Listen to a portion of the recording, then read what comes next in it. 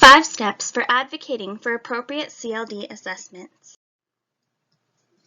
CLD students continue to be the fastest growing population in U.S. schools and have grown by 60% in the last decade, compared to a 7% growth in the general student population. But with current research showing us that the typical assessments fail to show what the CLD students really understand as far as content, because the students are also inadvertently being tested linguistically because they are primarily designed for native English speakers. So how can we work towards a remedy? What can we do to support our CLD students? The National Education Association has developed 5 practical advocacy steps that educators can apply should they notice any unfair or biased assessments, accommodations, or modifications for their CLD students. When the source of an issue with unfair assessments for CLD students is clarified, the goal should be to identify any concerns that arise and then gain an understanding of any external factors or influences. Once the issue has been clarified, proper steps for action can be taken.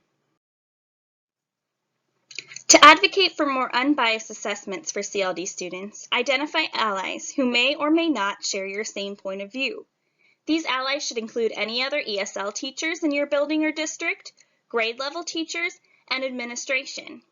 Together, decide on accommodations that should be made for each CLD student and make a plan for proper implementation.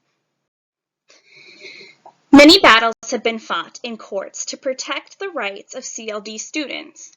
Many policies and laws are in place to ensure that CLD students and their families have access to proper education services that will allow them to thrive.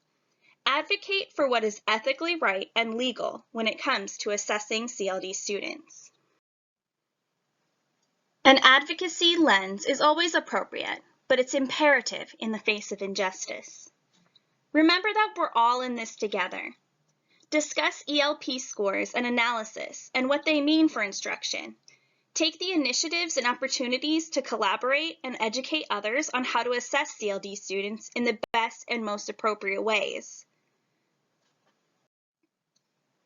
What can I do in my classroom? Take steps to align classroom assessments to best practices to include unbiased, valid, and authentic assessments. What can I do in my school? Monitor the performance of all English language learners to intervene when poor outcomes are noticed as early as possible. What can I do in my district? Become a member of district assessment committees and advocate for adoptions and modifications of policies that properly assess CLD students. What can I do in my community? Join coalitions and organizations engaged in advocacy work at the state or national level.